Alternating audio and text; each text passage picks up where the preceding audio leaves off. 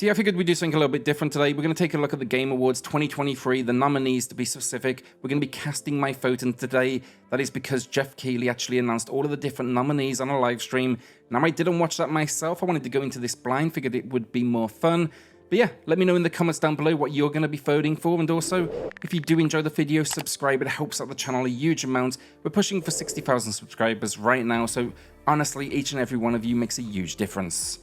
So we're going to be kicking things off with the most anticipated game 2023. We had the esports, we had content creator of the year. I took a look. Honestly, they mean absolutely nothing to me, so if you want to educate me a little bit, please feel free to in the comments down below.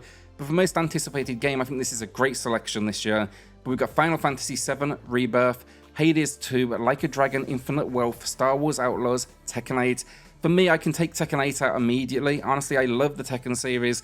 I just wouldn't say, it's the 8th entry. It has been a long time coming, but I wouldn't say it's, I'll absolutely pick it up when it releases, but I wouldn't say it's something that I'm counting down the days to. Star Wars Outlaws, sort of a similar thing, I guess. With Star Wars Outlaws, my issue is it's a Star Wars game, so there's always this massive risk of it being, I guess, just broken or messy or just not a good use of the IP. So for me, it's more curiosity around Star Wars Outlaws. Definitely want to see more before I kind of add it to that wish list.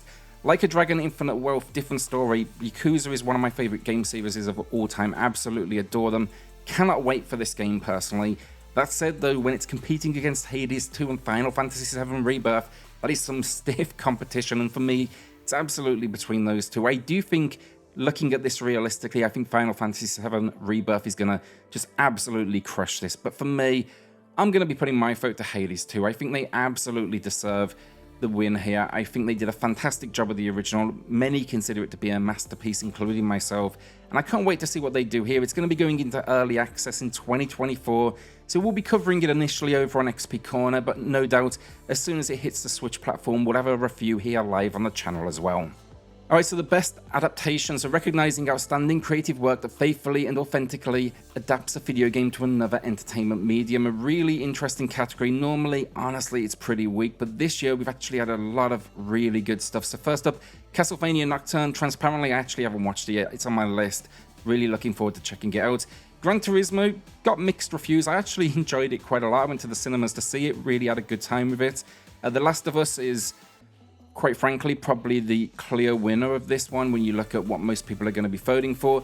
It could have some competition though from the Super Mario Bros. Movie. That one definitely split critics though and the audience, and that you do need to remember with something like the Game Awards, there is a critic element to the voting. And then Twisted Metal, I've watched a few episodes. It's not, I need to finish it. It's definitely not like hooked onto my attention, shall we say. But my vote with this one, it's got to be The Last of Us. I think The Last of Us has done so much for video game adaptations this year. I think that it's just proven to, the industry that the audience wants something that is faithful to the IP that it is reflecting. They don't want you to take kind of too many liberties, shall we say. However, though, I just think they did a great job. I'm also really excited to see where they go next. Now, are they going to follow the narrative of the game? Are they going to move away from that? Because that could cause a lot of issues with the TV show like it did with the games themselves. Alright, so best multiplayer for outstanding online multiplayer gameplay and design, including co-op and massively multiplayer experiences. I think that is way too wide a bracket, honestly, for best multiplayer. And looking at these games, it couldn't be more varied, honestly. You got Baldur's Gate 3, incredible game. Diablo 4, I'd say it started okay, but definitely gone downhill very quickly. Party Animals, haven't played it transparently. Street Fighter 6, really enjoyed that one. And Super Mario Bros. Wonder. For me, Street Fighter 6 being in multiplayer, I get it, but I'm just not a massive multiplayer fighter fan personally. I partake every so often, shall we say, but definitely not like kind of hardcore jumping into it daily. I think for best multiplayer here, I'm gonna go actually with Super Mario Bros. Wonder. I just think because it's the most fun you can have in multiplayer. I think you can play with any age group. I really love that game. I think it's one of the best 2D Marios in a long time. Probably the best 2D platformer we've seen this generation as well. So yeah, let's go Mario Wonder. Curious to see what everybody thinks of this one and see kind of where it goes. I'd imagine Baldur's Gate 3 has a good chance this year of absolutely just sweeping the board. Alright, so best sports racing. Definitely not a category I'd consider myself an expert at casting a vote on, but we got EA Sports FC. So best sports and racing games. Now, I definitely wouldn't consider myself an expert at this category, that is for sure, but I have played pretty much the majority of these. Actually, I've played all of these. EA Sports FC 24. it was another yearly entry. Sure, they lost the license, the FIFA license, but I wouldn't say made any huge advances for the game. F1 23, Formula 1's probably my favorite sporting game type, shall we say. So this is pretty much like an easy pick for me, honestly. Forza Motorsport, enjoyed it. Definitely prefer Formula 1. Hot Wheels Unleashed 2 Turbocharged. I actually really like seeing this in the category because Milestone, the developers, absolutely deserve this. They've been grinding away for years at things like Monster Energy, Supercross, MXGP, so to see them get a nomination, this must be massive for the studio. I also think it's really well deserved as well. The Hot Wheels Unleashed games are great fun, both of them. Crew Motorfest, I had fun with it, but I don't think it should be nominated personally.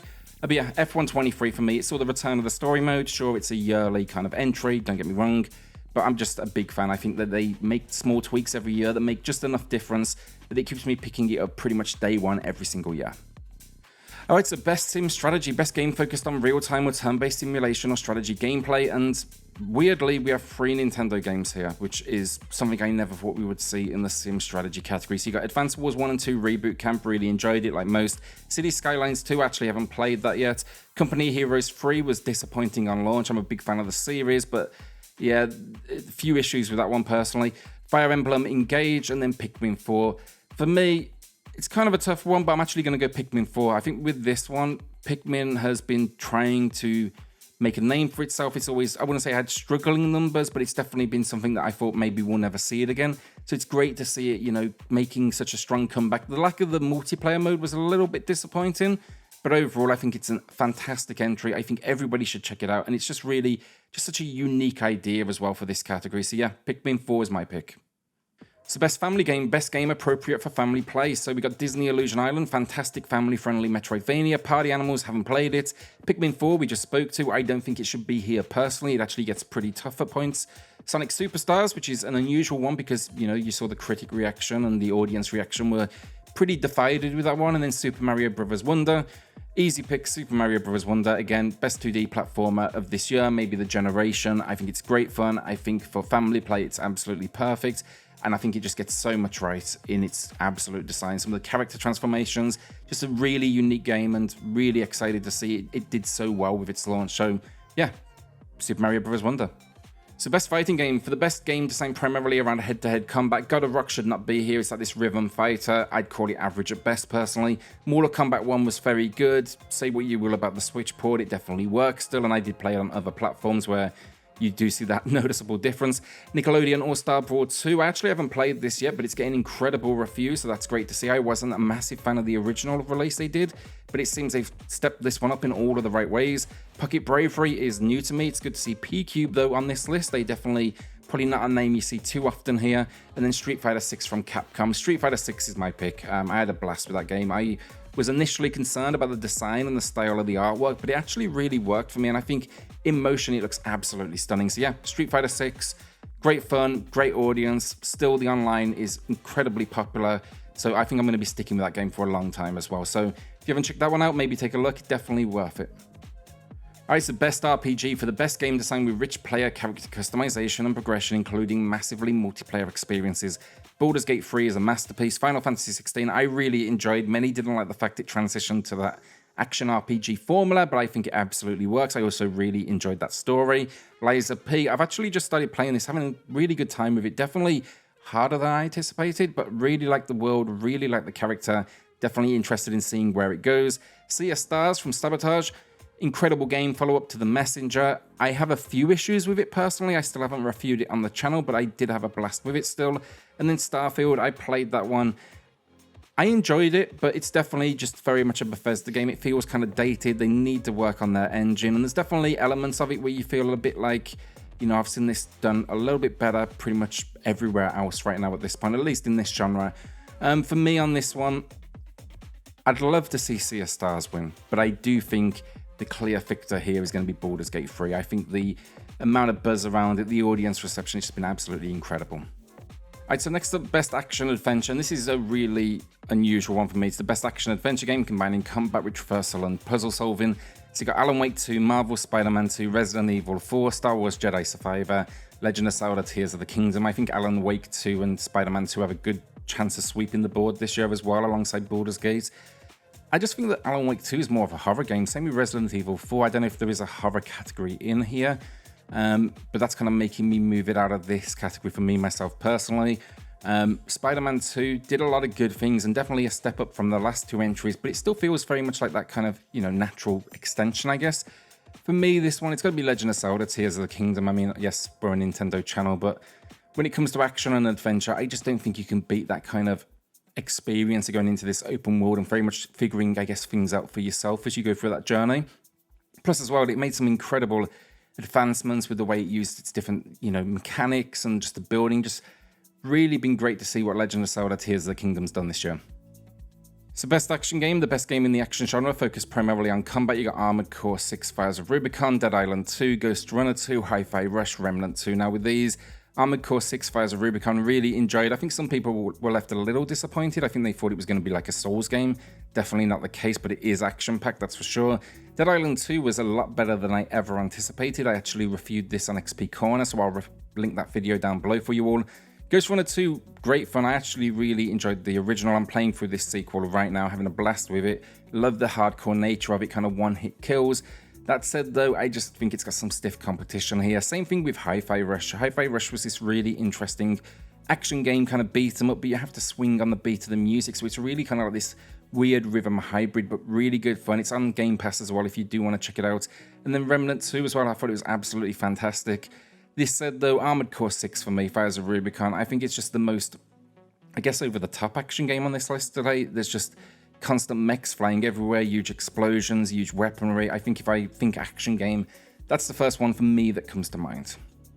Alright, so best VR AR, the best game experience playable in virtual or augmented reality irrespective of platform. We got Gran Turismo 7, incredible VR experience. Horizon Call of the Mountain, it's a good demo piece, but it is a whole lot of just climbing basically, and I didn't think it was maybe as impressive as a lot of people did. Humanity is a really interesting puzzle game where you have to guide basically humans through a maze. Reviewed that on XP Corner as well, so I'll link that down below. Resident Evil Village VR mode, we did a live stream of this over on XP Corner as well. Incredible game. I'm not the best with horror myself, and putting it in VR is absolutely not a good day for me. And then Synapse is actually one I haven't played yet. This all said, though, Gran Turismo 7 is getting my vote. This is the thing that, this is basically the only game that keeps me coming back to my PSVR 2 currently, so it definitely deserves the vote. I've sunk a huge amount of hours into it. Looks incredible, and it's by far just, it's a simple use of VR, but it's absolutely just a great use of it as well. Alright, so best mobile game. For the best game playable on a mobile device, Final Fantasy VII Ever Crisis, Hello Kitty Island Adventure, Honkai Star Rail, Monster Hunter Now, Terra Nil. Honestly, I've only played one of these, so that's going to be getting my vote today. If you can tell me anything about the others, please do, but Honkai Star Rail is going to be the victor with this one. Best debut indie game. For the best debut game created by a new independent studio, Cocoon, I get it being here, but realistically, you've got to kind of acknowledge the fact that this is the dude that did Inside and Limbo as well. So calling it a debut indie game, sure, it's a new studio, but it's a little bit unfair in my opinion. You got Dredge, incredible game. Pizza Tower, didn't play. Fembat, haven't played. Viewfinder, haven't played. Realistically, Dredge is my vote on this one. It's just this really unique kind of fishing horror simulation game where it's more about the tension and the terror of the oceans around you. You're kind of like trapped on this weird little island, and yeah, I'd love to see this walk away with something because I think it's absolutely deserved, and there's actually a DLC coming up soon as well. Best independent game, outstanding creative and technical achievement in a game made outside the traditional publisher system. So Cocoon, now that makes more sense to me here. Dave the Diver is really impressive. I actually need to drop a review on that soon on Switch. Dredge, we spoke to. Sea of Stars, we spoke to. And Viewfinder, I believe that's one where you're kind of messing with perspective. Again, I haven't played it myself. I'm going to give this one to Cocoon. It's obviously outside the typical system. I'm a big fan of Annapurna Interactive as well, so that's great to see. Absolutely deserves a Cocoon. Best community support means absolutely nothing to me. Recognizing the game for outstanding community support, transparency and responsiveness, inclusive of social media activity and game updates patches. I'm going to say Final Fantasy XIV here because I feel like it sweeps the... Oh, actually, No Man's Sky. Let's go No Man's Sky. They've done so many updates and DLCs over the year. I just think they've done a fantastic job of not only, saving the community because it was a horrible game on release, but then just constantly giving them something new as well. Best ongoing game, awarded to a game for outstanding development of ongoing content that evolves the player experience over time. Apex Legends, Cyberpunk 2077, Final Fantasy XIV, Fortnite, Genshin Impact. I'm gonna go with, let's go with Cyberpunk 2077. I do think I played it back on launch. I had the Series X right at launch, so it was never the worst experience for me. But I think they have been constantly updating it, adding new content. We have the new DLC, of course. So yeah, let's give them something. So Games for Impact, for a thought-provoking game with a pro-social meaning or message. So you got a Space for the Unbound. Just finished playing this incredible game, well worth a look. Chance of Sonar is kind of this weird language translation puzzle game. I played it on the Switch. I've got to admit, about halfway through, I started to get a little bit bored of the formula, and I did move away. Goodbye Volcano High, I did not play. I believe that's like a dating game. Chia is a 3D adventure game, if I'm right. I played a little bit, I think. Maybe not. Terra Nil, new to me. And then Femba is a cooking game. For this one, it's going to be a Space for the Unbound. Definitely a unique game. I saw a lot of hype around it on release, never got round to it. Then I actually spent maybe 2-3 weeks ago, I sat down and played through it. Really meaningful game. Definitely puts a lot of impact on you when you I guess the payoff for the narrative. I don't want to give anything away with the game. Definitely worth a look though. Really interesting atmosphere, really interesting game. Best performance then, individual for voiceover acting, motion and or performance capture. You got Ben Starr for Final Fantasy 16. I personally thought he was way too over the top. But there you go. I believe he actually won an award the other night. Cameron Monaghan, Star Wars Jedi Survivor, Idris Elba, Cyberpunk 2077, Melanie Libbard, Alan Wake 2, Neil Newborn, Baldur's Gate 3, and Yuri Lowenthal, Marvel Spider-Man 2. I'm actually going with Melanie Libbard for Alan Wake 2. The performances in that game are absolutely stunning. If you haven't played it yet, some of the voice acting and some of the sequences, they do a great job of kind of portraying these characters. Talking of audio, best audio design, recognizing the best in-game audio and sound design, Alan Wake 2, Dead Space, Hi-Fi Rush, Marvel Spider-Man 2, Resident Evil 4. I'm going with Alan Wake 2. It makes a really interesting use of its sound effects. It has the more digital kind of effects and it's portraying the horror. It has almost like licensed tracks in between chapters that are absolutely incredible. So an easy vote for me. Don't get me wrong, some really good games in here. Dead Space was incredible. Hi-Fi Rush, the music is banging. Marvel Spider-Man 2, I wouldn't say it's good, don't get me wrong, but it's very much what you expect of a Spider-Man game. And Resident Evil 4, some good pieces in there, but I just don't think it's got the creativity of such a new entry for a game. Best score and music, for outstanding music, inclusive of score, original song and or licensed soundtrack. Alan Wake 2, Baldur's Gate 3, Final Fantasy 16, Hi-Fi Rush, Legend of Zelda Tears of the Kingdom. This is a tough one. I am once again, though, going to be going here with Alan Wake 2. If you haven't heard that soundtrack, even if you don't play the game, take a listen to the chapter music. There's some absolutely stunning pieces in there. I know a lot of people are going to be saying Zelda on this one, or maybe Final Fantasy 16. Absolutely understandable. Normally, probably Final Fantasy 16 would get my vote, but this thing has just blew me away over the last few weeks. Best art direction, for outstanding creative and or technical achievement in artistic design and animation, Alan Wake 2, Hi-Fi Rush, Lies of P, Super Mario Bros. Wonder, The Legend of Zelda Tears of the Kingdom. Again, I'm going with Alan Wake 2. This is definitely going to upset some people, but they merge together CGI and the typical 3D game world with actual live action sequences, and it makes this really unique kind of combination of elements. So really did enjoy it, and it looks absolutely stunning, honestly. I'm playing on the PS5 personally. I can only imagine how it would look on my PC, but yeah, definitely worth checking out. Don't get me wrong, probably Legend of Zelda would be second for me, but I do think it's still very much an extension of the first game. You know, it feels very similar, so yeah, Alan Wake 2. Best narrative, for outstanding storytelling and narrative development in the game, Alan Wake 2, Baldur's Gate 3, Cyberpunk 2077, Phantom Liberty, Final Fantasy 16, Marvel's Spider-Man 2. Kind of a tough one. Really enjoyed the story of Final Fantasy 16. Actually, I've enjoyed all of these games. I think Baldur's Gate 3 has a good story, but it's definitely, kind of a slow burn. It takes a while to get going. There's definitely some dips in the middle where you're kind of grinding away, so I think that kind of removes it for me. Final Fantasy 16, again, I really enjoyed it, but it can definitely be a little over the top and cheesy in my opinion. Probably predictable at this point, but I'm going to be going with Alan Wake 2. I think that the characters are really interesting. I thought the story was well put together.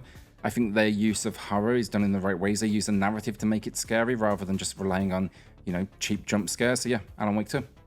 Best game direction, Alan Wake 2, Baldur's Gate 3, Marvel Spider-Man 2, Super Mario Bros. Wonder, Legend of Zelda Tears of the Kingdom. This one's Baldur's Gate 3 for me, just because it was in development for so long. I think that they kept fans waiting to the point where there was actually some pushback, honestly, towards the end, where people just kind of fed up with waiting. But once it delivered, I feel like all was forgotten. I think that direction, the creativity displayed. I think they had a very clear idea of what they wanted to achieve, and then they absolutely delivered on that, and you could see from the audience reaction just how special it was. So yeah, Baldur's Gate 3. Alright, so Game of the Year, I really thought they'd have like a best horror category or something along those lines, but either way, recognizing a game that delivers the absolute best experience across all creative and technical fields, Alan Wake 2, Baldur's Gate 3, Marvel Spider-Man 2, Resident Evil 4, I don't think that should be here personally, Super Mario Bros. Wonder, and then The Legend of Zelda Tears of the Kingdom. Again, all incredible games. You know, Resident Evil 4, do not get me wrong, incredible remake, and they've done a really good job, Capcom, recently of doing these, but I just don't see it as my personal Game of the Year. Alan Wake 2, as far as horror, kind of psychological at least goes, absolute genius. Baldur's Gate 3 is a masterpiece in my opinion. Marvel Spider-Man 2, really enjoying it. There's a few sags in the story. I don't like it when you have to move outside the characters of Spider-Man, and I don't like it when you have to take control of, like, you know, Mary Jane. I don't think those sequences work very well personally. Super Mario Bros. Wonder, incredible 2D Mario, do not get me wrong, but I just don't think it can hold a candle for Game of the Year. And then Legend of Zelda Tears of the Kingdom, of course, the continuation everyone wanted. I think it delivered in so many ways. There's new mechanics, the world was interesting, some of the sequences really are stunning, and now there's a movie coming, excited to see where that goes. But this one has to be Baldur's Gate 3. I think it was in development for years. I think the gameplay is incredible. It's going to give you hundreds of hours of gameplay, if not more. And I just can't wait to see where they go next with it. The team, Larian Studios, are just constantly working on it. They're constantly delivering. And I think, yeah, I think it's been called a masterpiece with good reason. So it's my Game of the Year as well. And that's all the categories I know personally. I'm curious to hear what you all think in the comments down below. Obviously, Switch Corner, there's clearly a fan base for the Nintendo Switch, and a lot of my voting today definitely wasn't targeted towards the Nintendo Switch. So let me know what you think. What is your Game of the Year? What are you hoping to see win? Do you think I made any really bad decisions? Let me know in the comments. But yeah, if you did enjoy the video, subscribe. It helps out the channel a huge amount, and I'll see you all on the next one. Thanks, everyone.